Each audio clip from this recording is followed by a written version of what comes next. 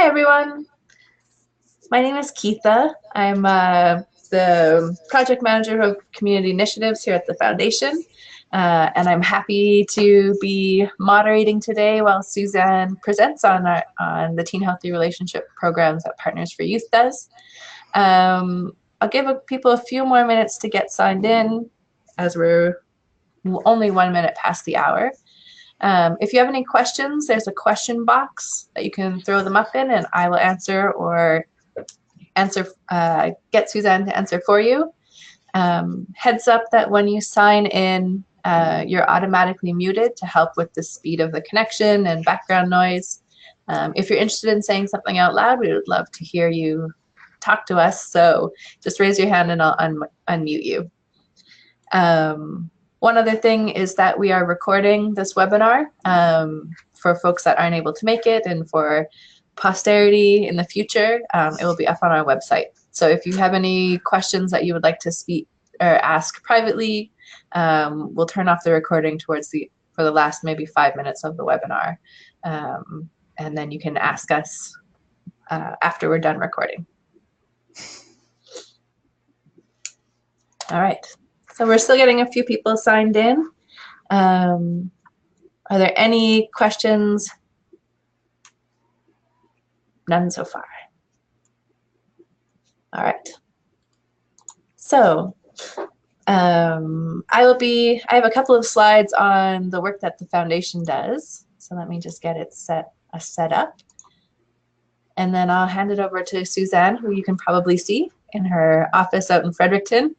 And then she'll take it away with the Making Waves program. So welcome to our public webinar. The foundation does public webinars whenever possible. This one is Teen Healthy Relationships Programming as Violence Prevention. And Suzanne from Partners for Youth will be presenting their Making Waves program. So very quickly, the Canadian Women's Foundation has 3 pillars. We work on economic development with women. We have a girls fund that works with girls 9 to 13 on confidence, leadership skills, STEM, sports, etc. And we have a violence prevention pillar that has 3 grant streams in it: our annual violence prevention grants, teen healthy relationships grants, and anti-trafficking grants. So our economic development grants are five-year grants. The Girls Fund are 4-year grants. Annual grants are obviously annual. Teen Healthy Relationships are 4 years, and anti-trafficking are 5 years. And along with our granting, we also do collaboration work with our granted organizations. We do capacity building in the field. We do public webinars. We do monthly webinars with our grantees, where we work with our grantees on the issues that they are running programs about. So very quickly on the Teen Healthy Relationships work that the foundation has done. In 2005, we had a teen forum that was starting to look into the idea of what violence prevention work would look like as actual prevention work with teens. And this focused primarily on self-esteem, on gender issues and feminism, on the roles of schools in healthy relationships programming. And it really helped to guide and frame our first pilot, which ran from, a pilot is first. Our pilot program, which ran from 2006 to 2011 with 4 programs. And those really worked on building capacity, on gender analysis, on changing attitudes and behaviors, and strengthening the roles of schools.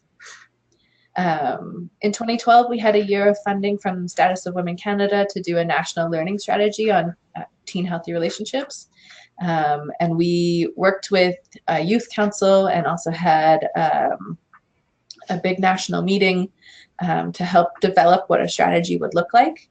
And that informed not only the field, but our first full cycle of Teen Healthy Relationships grants, which ran from 2013 to 2017 for 17 organizations. And these were grants to programs that worked with teens of all genders. They were largely school-based, but not exclusively. and they worked with a gender analysis and had some aspect of youth facilitation. And today we are working on the criteria for our next round of grants with our committee, which we hope to launch in the next year. And that will be likely for another 4 years of funding to programs across the country that work with teens on healthy relationship skills. So one other aspect of our teen healthy relationships programming here at the foundation, and which Suzanne well knows because she's part of it, we are in our 3rd year of a national collective action project on building the field of teen healthy relationships. Right now we have 4 working groups that are working on priorities that were set from a national forum we had last year. And the 4 working groups are First Nations, Métis, and Inuit youth programming, developing a national framework on teen healthy relationships, community programs and hard-to-reach youth, and equipping and engaging adult allies. And if you're interested in the forum that came from last year and the project, we will hopefully be releasing a report in the next few weeks on our learnings up until mid last year. And we will be having a 2nd national forum on building the field in Winnipeg on June 4th and 5th. And the registration for that should be open in the next few weeks as well. So we definitely welcome you to join us. That's it from me. I just wanted to give a quick update on how we do this work and why it's important to us at the foundation. And now I'm more than happy to give the reins over to Suzanne Laver. Suzanne runs the Making Waves program at Partners for Youth in Fredericton and elsewhere. She'll get more into that. And Partners for Youth program was part of both our pilot funding and our last cycle. So we've been very happy to be partnered with them for, I guess, going on 11 years. So let me hand it over to Suzanne to take it away.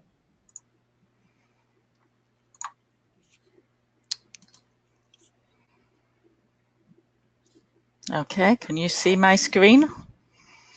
Or is this picture of us? Yeah, let me do that. Okay, good afternoon to everybody who's on the East Coast, and good morning to everybody who's just got up. Welcome and thank you for joining us today. I'm delighted to be here to talk about something that's my passion, something that I live, eat and breathe for my work, and hopefully you'll see why I believe it's so important for our teens to get good healthy relationship programming to prevent violence, but to stand them in good stead for all relationships in their life. So here we go. Let me see if I can do this. So this is me. I'm Suzanne Laver. And if I'm guessing you've already guessed that I'm not, sorry, let me go back again. I'm not very technically good. I'm not from around here. I'm not Canadian. I moved to Canada nearly 8 years ago now from England. I'm very proud to say I'm actually a Yorkshire girl, to be quite specific. In England, I was a special needs teacher. I taught 3 to 19-year-olds in a special school system, which I thoroughly enjoyed. The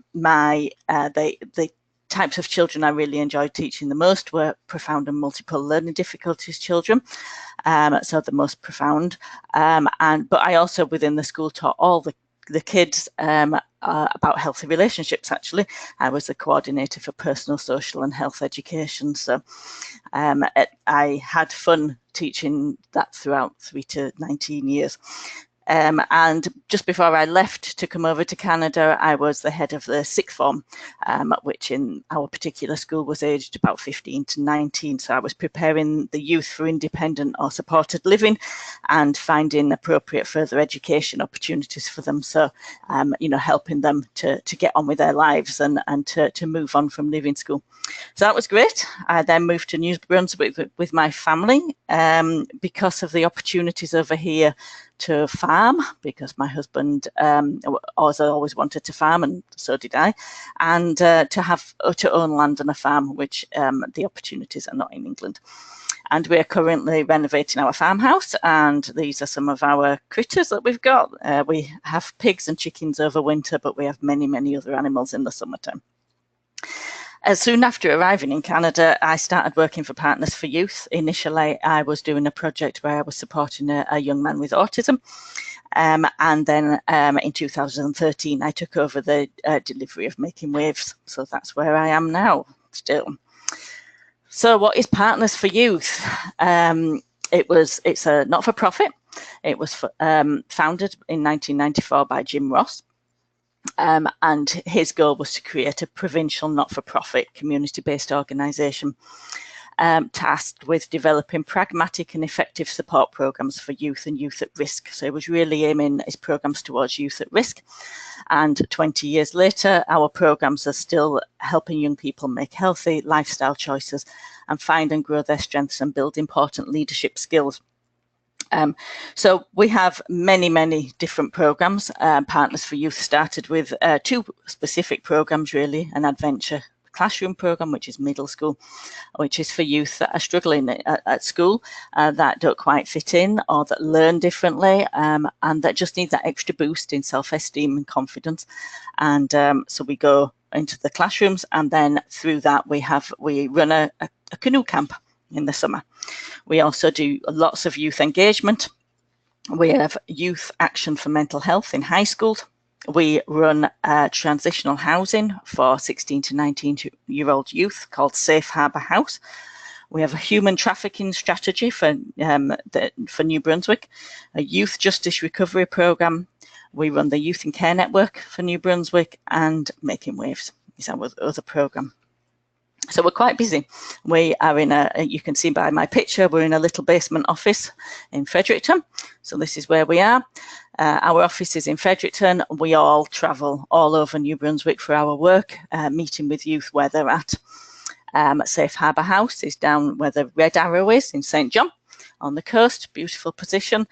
And we can house up to 10 youth who are at risk of homelessness at any one time down there. And I also work as part of Making Waves on Prince Edward Island, which is the second blue arrow sticking out into the sea. Making Waves is the only programme that we have that's over 2 provinces, which makes it twice as fun. So the objective of today is to explore Teen Healthy Relationship Programme, and our programme is called Making Waves. Its inception, development and delivery, and what it does to support youth in their quest for a society which doesn't tolerate violence. So that's where we're heading today. So Making Waves, you know, what is it? Where did it start? What on earth is it all about? So in 1995, there were 3 ladies who had been working for quite a number of years in transition housing, women's shelters, that sort of thing, all over New Brunswick. They had a lot of first-hand experience of helping these women and these crisis times in their life. And they had developed programs within these transition houses for the women, and were trying to educate them on healthy relationships. But as they continued to work in this field, they started to find that the children who had come in with their mums, particularly when they first started working there, were now coming in with their own children, and they were seeing this cycle of abuse starting all over again in their children's life. And so they got together and decided that something needed to be done about it, and realised quite quickly that education, and youth education in particular, was the way to go forward. And so they started a high school programme that they called Making Waves. But quite quickly they realised that these were middle-aged women, and the youth maybe didn't find them as relevant as they could have done. Not that what they were saying wasn't relevant, it's just that the youth actually learned more from peer-to-peer education. So that's how Making Waves sort of changed. They stopped delivering it themselves, and they started a peer-to-peer approach. So we very much use young people as part of our delivery, as part of our programme development, and to make it relevant to the youth. So basically, Making Waves is an innovative and successful dating violence prevention program, and it's guided by the principles of equity, equality and diversity, and we engage young people in a peer process to explore and raise awareness of relationship violence issues, and then they become a partner in creating a world in which violence is not tolerated. So they don't just come and learn it. The point is to make waves, to go back where they've come from, and to tell others about it as a peer-to-peer. So this is how it works. So over the course of a school year, I will deliver approximately 5 1- to 2-day conferences, and it depends on the area, depends on the funding, depends on the youth that are coming, all sorts of things as to whether it's a 1- or 2-day conference. I deliver it with a team of trained facilitators, and we are supported by what's called SAC, which is our Student Advisory Committee. We have a number of SAC groups all over New Brunswick and PEI. We have First Nations, we have French speakers, we have English speakers, and they're in little pockets all over. And our SAC groups will travel with us, and they will advise us on how to change the programme to make it more relevant. So we'll often be on the calls with them, or having pizzas with them. Food is always a big part of making waves, to get them to tell us where we should be going, what's relevant now, what are the current issues with young people. And they help us to deliver the programme and to support the youth as in the schools. So for each conference, we would invite up to 5 schools from any given area. So I will travel to 5 different areas, and I will choose 5 high schools within approximately an hour's drive of the venue that I've chosen. Each high school can bring up to 10 youth and at least 1 teacher. However many really they need or can afford to bring the kids who are travelling. And then these 10 youth will, once they've attended the conference, will go back to their schools, and they will be called the Making Waves group in the school. And at the end of the conference, they will have developed action plans which will be relevant to their schools and communities, and they'll go back and they'll deliver them. And I will keep in contact with them for the whole of that school year and beyond. And I will visit them at least once over that school year in their own school, so I can help them with whatever they're doing, and or I can basically get feedback on what they've been doing in their schools. The conference is always delivered in a neutral, safe environment, so I'm very careful where I choose to have a conference. So it could be a community centre, it could be a hotel, it can be anywhere where there's small conference facilities, but it's very, very important that it's neutral. We don't choose places that are, say if there's 5 schools coming, we don't choose one school. We don't say, can we use some of your classrooms or whatever, because that isn't a neutral place. Some of the kids are in that school, they have relationships in that school, and they may find it very difficult to talk about sensitive subjects when they're in a familiar environment. So we bring them out into a completely neutral environment, and we make it as safe as possible. I've already said that all our modules are delivered and are updated and rewritten regularly with the input from SAC, our Student Advisory Committee, to keep everything current and relevant. So these are the teaching strategies that we use. It's delivered through an experiential learning approach. Experiential learning is an engaged process whereby students learn by doing and by reflecting on the experience. So the initial conference is delivered by the trained facilitators and the students from SAC, who guide the participants through a series of interactive workshops with the overall goal to develop in the participants the capacity for independent action, critical thinking and responsibility. So that's our aim for the conferences. The youth that we choose to bring to the conferences We're very careful in who we choose. We did go from a model a few years ago when I took over. What we would do, we would invite more schools to the conference and they would bring less kids. So they would bring, say, 4 or 6 youth each. But we found that once the group went back to their school, the youth are very busy, and we all know that youth are busy, and youth are on sports teams and debating clubs and whatever else. And so making waves sometimes was getting pushed out inadvertently. And it's also much, much easier if there's more of you. So by now choosing 10 youth to come, there is usually a really good size core group, and with their teacher or whoever has brought them, a really good group to actually go and make waves in their school. So that is their responsibility. We want the teachers to choose youth who have the potential for leading, who have some sort of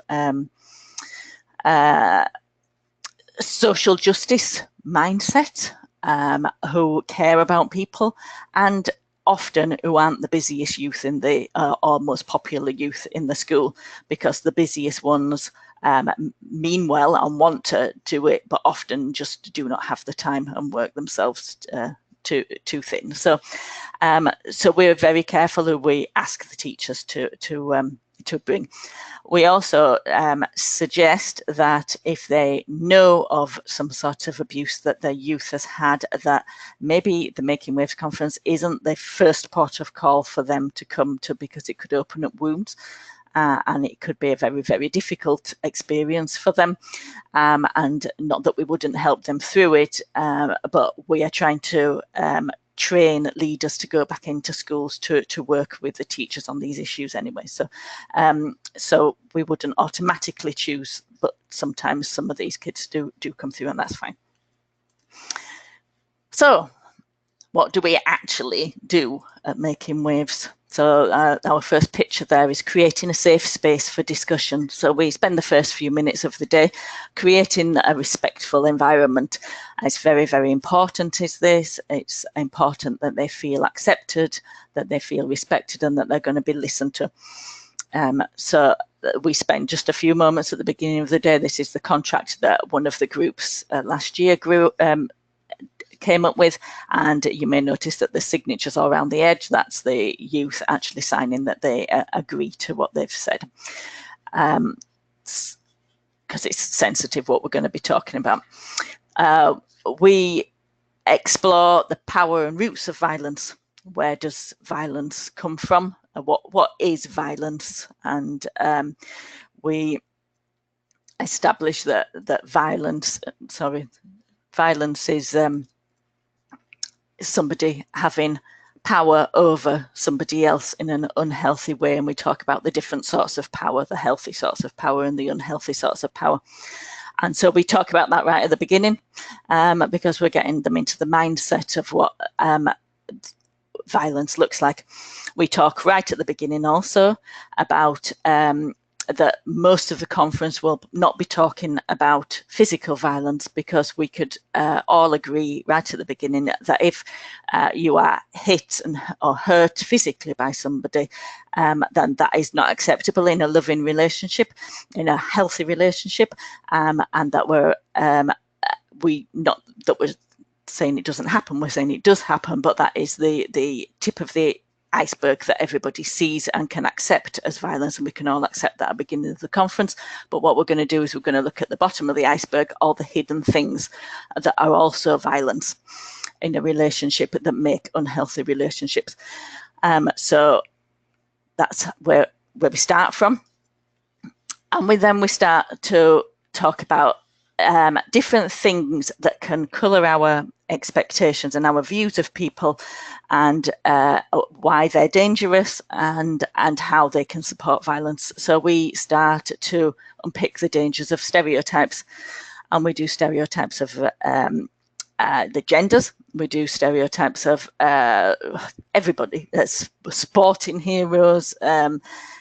We talk about many different sorts of stereotypes, and that it opens their mind. They say, oh, you know, we've done this before, you know, we know about stereotypes. But it's amazing how we can then go through the conference and somebody will say something and they can then be challenged, because we'll say, well, is that a stereotype or is that real? Do you know, what are you basing your opinion of this person or thing on? So that's one of the first introductory topics we have. We are very careful to promote real positive attitude to body image. And this is done in a number of different ways. It is done through the stereotypes thing, but we look at posters and advertisements, and we talk about basically the impossibility of actually living up to people's expectations, and learning to feel good about yourself and the way that you are. And it's great to be different, and it's and that everybody's different, nobody's the same. So we really promote that. We use lots of videos, we use skits, we have games. The day is fun packed. It's very busy, very busy. But all these things help us to delve deeper into the more subtle forms of abuse in relationships. And the things we particularly look at is intimidation, blame, isolation, emotional abuse, sexual threats, digital and financial. And we spend a long time talking about each one of these things, doing skits about them, giving examples of them, playing games all around it. And one of the games that there's a picture on the next slide is basically showing the web of abuse. It's showing there is one person sits in the middle of a circle, and there is a ball of yarn that is thrown between people. And as they read examples of forms of abuse, I can tell you some of the examples here. Things like, we're dispelling common myths at this point. Sorry, where are we?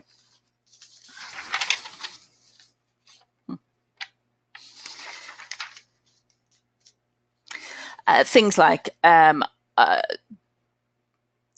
was walking through the mall, and I saw a friend from school, and he said, can we go and study maths together? I'm struggling with this and we've got a test next week. And my partner grabbed my hand and squeezed very tightly, and I knew that he wasn't happy with this. And so I said, oh no, I'm sorry, I'm busy, I can't help you. And this is very subtle. It happens quite a lot, but it's one of the many examples that we read out as we're in this circle.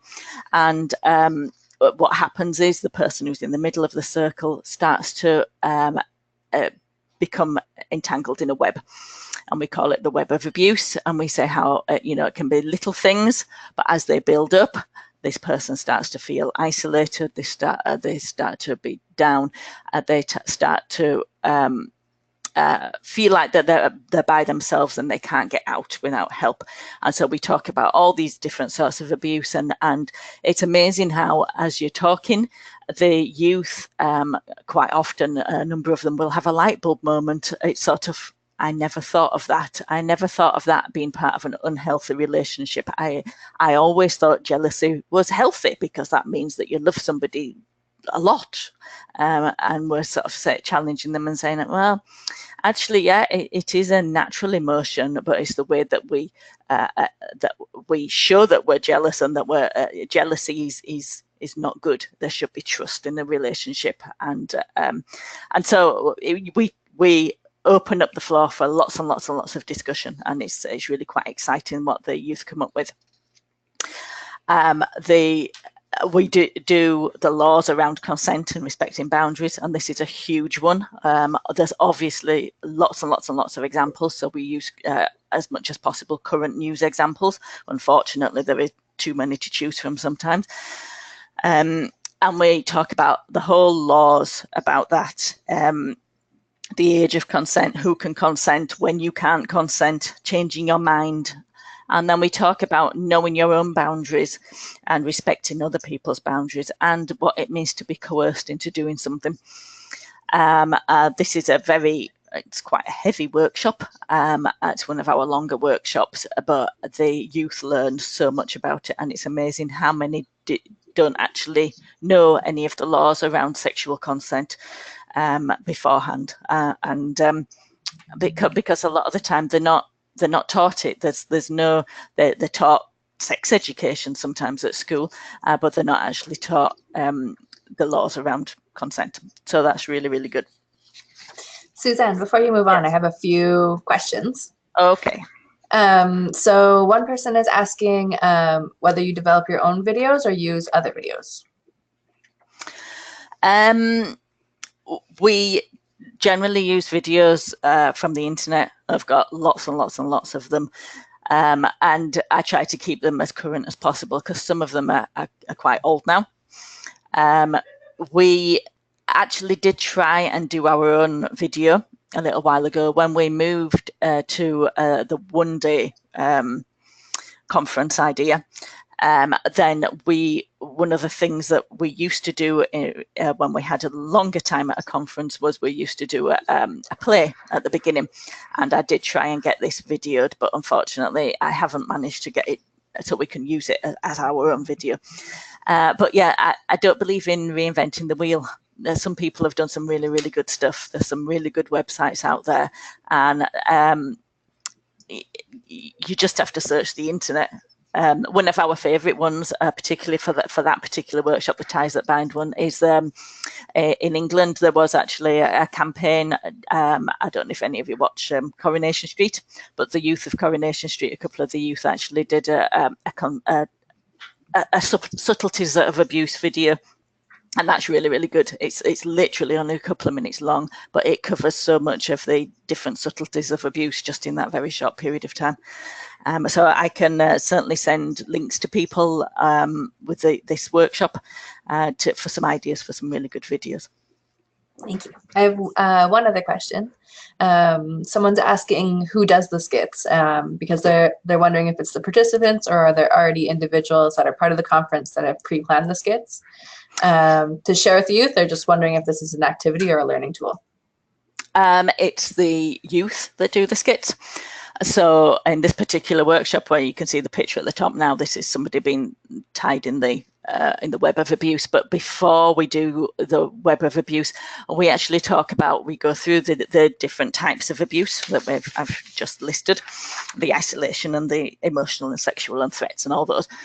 And we have a card up on the wall, and we split the whole conference up. So there's however many people, 2, 3, 4 people under each type of abuse, and they have so many minutes to actually come up with a skit to illustrate that type of abuse. We've already talked about it beforehand, so some of them come up with some of the examples that we've already done, and then others come up with fantastic examples, and we just it's really, really good.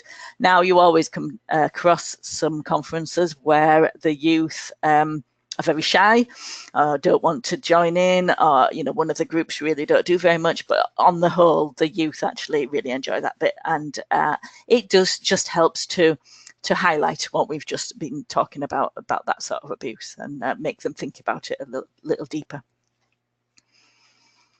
Okay. One last question before I think so. There's one more question asking, are they amateur videos or are they professional videos that you use? They're usually professional videos that have been done for, there are a number of different campaigns that have been done over the years in lots of different countries. So one of the videos is actually from Asia, and it's with English subtitles. And it was for a campaign over there, and that was actually on Bystander, which I'll talk about that later. But yeah, they're usually fairly professional. Although I do have a couple of schools who have gone back and done action plans and done their own videos, and occasionally I can use snippets of that, and they're actually pretty good as well. So it's some of both, really. Okay. Great, thank you. So our next workshop that we then do is discussing the pros and cons of social media. Now, youth will obviously switch off if you start standing up on a soapbox and preaching that social media's bad and terrible and all this sorts of stuff. And really, most of us do like social media, and it has really, really positive things, you know, connection and feeling wanted and loved and all those sorts of things. And so we talk about this. We talk about why social media is actually so popular and so important, an important part of a lot of people's lives. And so we talk about it, but then we actually go on to, okay, so what's a healthy use of social media with your friends and with your romantic other, your significant other, or whatever? What's a healthy use? How do you put guidelines in place? And then we talk about obviously sexting, and then we bring in the child pornography laws and talk about the sharing of intimate images and things like this. And this is another one where the laws are all introduced. And then we say, actually, you know, it's not as easy as it sounds to determine whether one of these laws has been broken. So we go through right at the end. We have some examples, and the scenarios. We read them out. We discuss them with the youth. Some of them are very obvious, and some of them are not so obvious, and they get into debates about, well, if this happened, then that would be illegal, and you know, and we talk about, you know, sort of what are the consequences of sharing these things, and how does it make you feel, and the fact that, you know, sending them to websites where they can actually get help if they've had pictures of themselves that they no longer wanted on the internet. So that's very relevant for the youth. We actually change that workshop. We change it frequently, this one, because we can't keep up with social media. So we've changed from actually going through the different sorts of social media and the pros and cons of that, because we can't keep up with it, and we're looking more generally. And we're looking to change this again as we're coming up for reviewing everything in the next couple of months. So it's a constant. This one is particularly constantly evolving. And then we have what is generally the favourite one, the favourite workshop, and it's really quite strange. It is fantastic. The way we do this is we actually take the supporting adults who have come with them. So these supporting adults that we ask for to come from the schools can be teachers. Some of them are counsellors. Some of them is just a school nurse, or even a parent, or really somebody who's going to come with them, be supportive, but also once they go back to the school, when they write their action plans to go back to the school, will help the youth do this, and will support them through that process as well. So these adults we take into a separate room, and I would generally go in with those, and the youth would be taken by themselves. And we go through a whole workshop on talking about the stereotypes of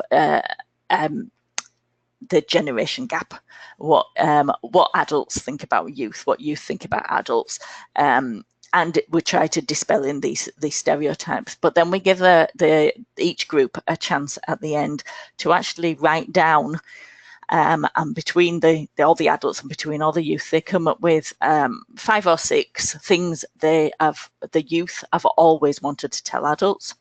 And then the same 5 or 6 things the adults have always wanted to tell youth. And then we ask them to come up with questions. So what is a question you've always wanted to ask the opposite gender? Generation. And what this develops then is a list of 12 statements and questions that we mix up, and we sit in a panel. So the youth would be opposite the adults, and they take turns to say these things or ask these things. And it is absolutely amazing to see the way that they open up to each other. There's nothing personal, so they don't say, when you were young, did you take drugs type thing. It's sort of, what were the problems when you were young? What were the problems of youth, or whatever? They would phrase the questions differently, so nobody had to tell anything personal. And we tell them beforehand, you know, and we go all about the respect, and we go back to the very first workshop about how we're expecting, what behaviour we're expecting from them. And it's usually a really, really, really respectful workshop. And the youth, particularly when the adults say what they've always wanted to say to them, the adults always come up with like really nice, really thought out, well done things, and the youth are nearly crying because they're saying, but we didn't know that adults actually care for us that much, and that you really, you're doing your job because you actually have compassion and you care for us. And it really does bridge the generation gap. And so that is a really powerful tool in creating healthy relationships, because healthy relationships are not just obviously in intimate relationships, although that is what the main thrust of the conference is about. We're trying to do it in all relationships. So we talk about in work relationships and school and home and everything. So so this is a really powerful tool for that. Then we go back to exploring deeper some of the early signs of an unhealthy relationship, because I say, well, how do we know if we start, seeing somebody, if this is going to turn into an unhealthy relationship? But what are some of the warning signs for that? So they, some of the examples that we give them is like, your partner actively tries to cut you off from your support network of family and friends. Your partner does not respect your answer when you say no to something. And then we have a discussion on why people may become abusive. Things like a person who is abusive might believe that they own their partner, and we have discussions around, people, that belief system. Or the person who becomes abusive may not have a healthy view of what love is, for many, many different reasons. And then one of the questions we get is, okay, so why on earth do people stay with abusive partners? And so we have a very long discussion on why they stay. Some people would say, I can handle it. It's not bad all the time. He or she really does love me. Well, they never actually hit me, so it's not really abuse, is it? So we dispel that myth as well. This is what my parents' relationship was like, so it must be normal. That, that's their lived experience. That's what they believe relationships are like. So we have a whole workshop on those things.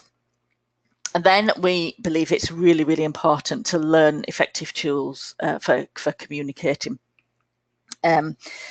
It's important in all areas of life, and we use a variety of scenarios. We give them scenarios, and this is where we get role play going again and skits going again. And we teach them about the plan approach. So pick a good time to say something important. Listen, do active listening techniques. Assertive communication, be assertive, make sure that your body language is matching what you're saying, and that they know that you mean what you're saying. And negotiate as well. Using and things like using I statements, and we've got a whole long list of things. And don't be a drama queen. Don't make it all about you. Just the way that you communicate effectively. So this is obviously really, really important, particularly in the workplace and school, but also in resolving conflict, particularly in a relationship. And we all have conflicts in healthy and unhealthy relationships, and so it's a really, really good tool. And and it's quite a fun workshop as well. And one of our new workshops is how to be an active bystander. And how to help a friend as well, and we've merged these two things into this workshop. So we have lots of examples. So you see something happen at school, or a friend begins to confide in you about aspects of an unhealthy or abusive relationship. What on earth do you do? So we give tips through lots of videos. This has got lots and lots and lots of little video excerpts, and we discussed scenarios, including we include ideas on local places and supports and people that you can go to. So obviously these are high school youth, so there's teachers and counsellors, and there's helplines, and there's websites they can go to, and there's their friends, and many places that they can go to, but most people wouldn't have a clue where to start. And we talk about, how you help your friend when they're wanting to end a relationship, when they realise the relationship has come to an end, but they don't feel safe ending it. We give tips for ending a relationship as well. to be as safe as possible before, during and after the breakup, because in the lines of work that we are working, we know that this is the most dangerous time when a relationship is about to break or has just broken, and that's when most things happen. And so we give all the practical things, about how to end a relationship. So, take somebody with you, do it in a public place, make sure if you've been living with that person, which obviously these are high school youth, so it isn't pertinent to them, but, sort of protecting your belongings and those sorts of things. So that's really important. And then right at the end of the day, or 2 days, we get them to get back into their school groups and develop action plans which promote aspects of healthy relationships specific to their schools and communities, which is really, really important that it's specific to them. So we don't tell them at the end, we don't give them a book with a list and say, right, now you have to go back to school and you have to do this, this, this, and this, because they're not going to do it. And because that might not be relevant to their school. So what we do is say, right, from everything that you've just heard, everything, there's got to be a number of things that are really pertinent to things that are going on in your school, that you think that your friends in school really, really need to hear. How are you going to deliver that to them? How are you this next year going to go back and make waves in your school or community? And so they spend quite a chunk of time developing action plans and working out smart ways of actually delivering these action plans. And then I support them in it throughout the rest of the year. So that's basically what we do. And then we get our survey data back. We were really privileged to be partnered with CWF, and they helped us do a lot of evaluation of our program. And so we would send out some questionnaires, and this is from one of those questionnaires from one of the years, last year actually, when we sent this out, and our survey data shows us how effective it is. I mean, there's a pretty high percentages. I'd be quite proud if I got those in an exam. But they felt that the facilitators listened to them. They've 87.9% felt they could say no to things that seem wrong or make them feel uncomfortable. They become aware about, sometimes they have ideas about people that aren't true. So, the stereotype thing. They better understand that all genders should have the same opportunities, and they felt because they took part in the program, they know better where to go to get help with a problem. They feel better able to speak up for people who are being treated unfairly, better able to recognise what a healthy relationship is. They consider other people's feelings more. They think about other people's wishes. And they try and avoid to say things that would be hurtful, and then they choose friends who treat them respectfully. And I think there's a really fantastic things to come out of a program. And then this is some of the quotes. I'll just let you read some of those. The youth say at the end, "I enjoyed the feeling setting that there's no judgment. I didn't know about the legal parts of consent beforehand. I learned that there is more than just one type of abuse. It's not just physical." And then the bit at the bottom, I love the part where the adults and students ask each other questions. So, they're all honing in on different parts of the workshops and what they liked and what they learned from it. And then the adults also filled in questionnaires about why they actually brought the youth to Making Waves. So I participated in Making Waves because I believe it's part of creating a comprehensive guidance program, important information that needs to be shared. Healthy relationships are not always learned when growing up. Knowing these things now can help me educate people and the youth I work with. And it's an important thing to teach them. And then you might say, okay, so now they're going back into their schools and they're making waves. So what are these waves? So a lot of the schools do very, very similar sorts of things. And this is just a very long list of what my schools last year did. So they might have information kiosks, they might develop questionnaires and go around on a lunchtime. They might make posters, they might do videos. Some people have done displays in high traffic areas of their school. Others have had social media campaigns, lots of hashtag campaigns. Have developed worksheets for particularly for different classes and things. They've put healthy relationship facts, figures and trivia on mirrors, lockers and bathroom stalls. They've made Instagram and Snapchat posts and painted murals and had themed dances and photo booths. And I'm not sure if Silent Witness campaign is only in New Brunswick, but it's those silhouettes of the ladies who have been killed by an intimate partner. So some of these travel around the province, and so some of the schools have used these as part of their Violence Prevention Week. But then I've got to finish with 3 examples of 3 fantastic projects that are all completely different that 3 of my schools did last year. So I had a group of youth, 10 youth from a First Nation, and there were from two First Nation communities, but they all went to the same school. And they were so passionate about what they learned when they went back to their school that they spent many, many, many hours planning a week-long healthy relationship event. And what they did is they invited everyone in the school, including all the staff. We invited to 4 lunch and learn presentations, and they got visiting speakers in on the subjects that they felt were most important. So talking about relationships, dealing with abuse, stereotypes, and sexual assault and boundaries and communication.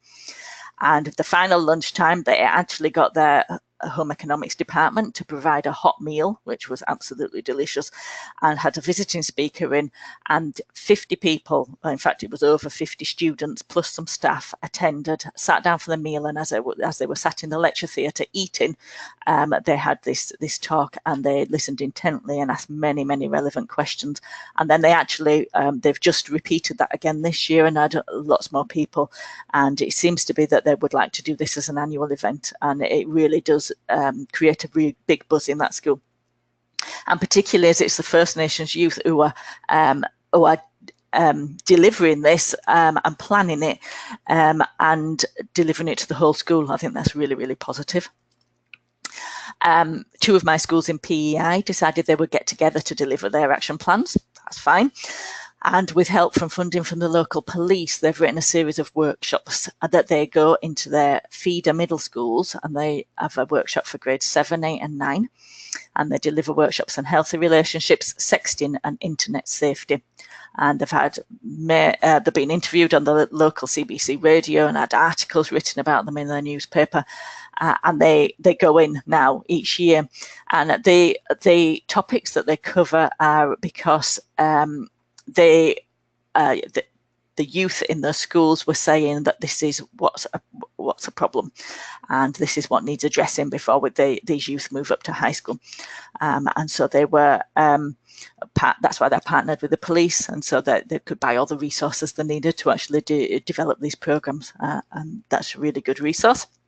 And then this one was, you might think this is, completely off topic, but actually she was so impacted by her day at Making Waves that this grade 11 girl went back to the school.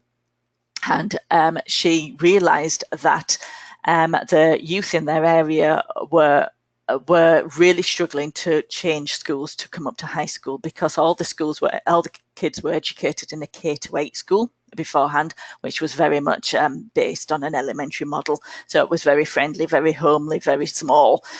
And they transferred from these small schools into this huge school, and they were completely unprepared how to navigate the school. And so she wanted them to feel welcomed, have an ally, be supported, and to be able to access important practical information before entering the high school, and have a friendly go-to face. So 31 grade 11 students were nominated, and they were actually nominated by their teachers to be what's called big sibs or big siblings. It's a little bit of a rip-off from Big Brother, Big Sister type thing. And this student developed a whole training program for these volunteers, which she had a number of people come in to deliver, which include training on mental health issues, alcohol and drug use, equality in relationships, navigating the expectations of a new school, relationship boundaries, and how to be a positive resource, and expectations of leadership. And these big sibs have now been partnered with little sibs. They go into their school for the few weeks before they come up to high school, and then they support them and the support goes down as they start school. So they may see them, say, 3 or 4 times the first week, and then a couple of times the second week. And as they're getting into school, they see them less and less, and then they might have a coffee with them or whatever once every 2 or 3 months, or just to say hi in the corridor, whatever support that those little sibs need.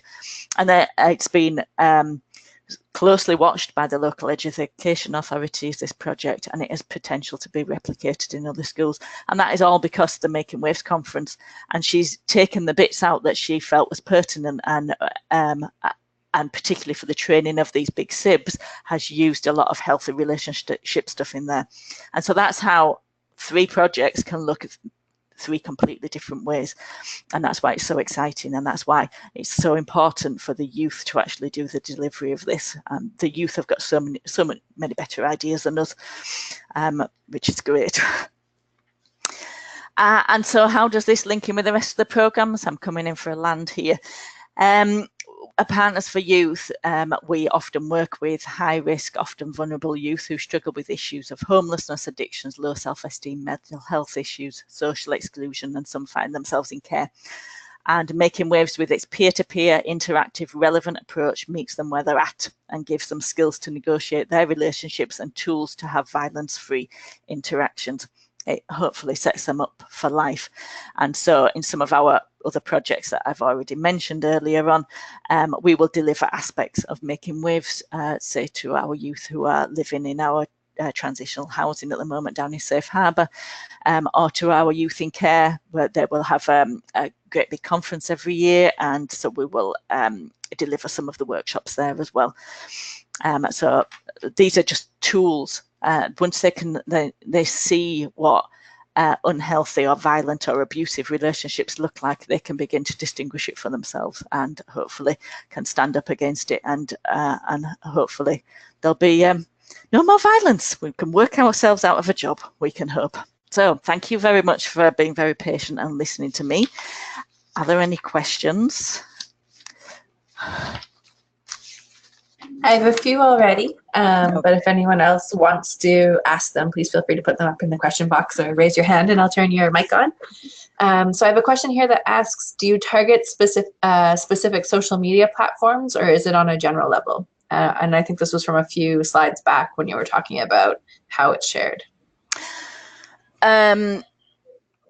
Well, when we're talking about social media, it's very general, but we do obviously we ask them to come up with the platforms that are probably the most unhealthy. So usually Tinder and Yik Yak and all those sorts of things, and the dating sort of websites, platforms, and often the ones that have anonymity on them as well. And so we discuss generally why this isn't maybe a good idea, or how you can use those places safely, because we're not going to say no, you shouldn't be using them and lay the law down. We're trying to get them to question themselves, and is this a good idea? Should I be using this? Am I safe doing this? Is it wise? That sort of thing.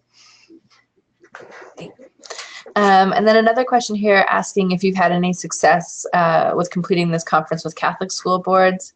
They say that their experience has shown us that they're willing to have us come in and discuss healthy relationships, but we experience barriers and limitations set up by them for information that we can and can't share. For example, sexual consent, discussing relationships related to family and friends and not romantic ones. Okay. I have never delivered to a Catholic school board. I work specifically within the English school boards of New Brunswick and PEI, and the French school boards, and then more recently we've been doing more specific First Nations conferences, and we're working with often the youth. I suppose it's the youth worker or the First Nation support workers within the schools to access those youth and to go back to their First Nation community and deliver things. So we haven't had any specific Catholic or Christian school board come to us or presented to them, really, I'm afraid. It would be good.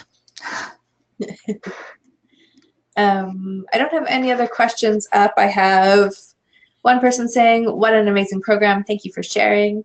And then Elizabeth, who represents another program that we've funded out of Montreal, says, Happy New Year to you, Suzanne. Thanks for the good work. Happy New Year, Elizabeth. See you later this year, hopefully.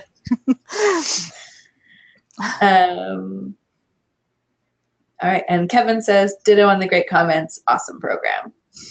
Thank you, Kevin.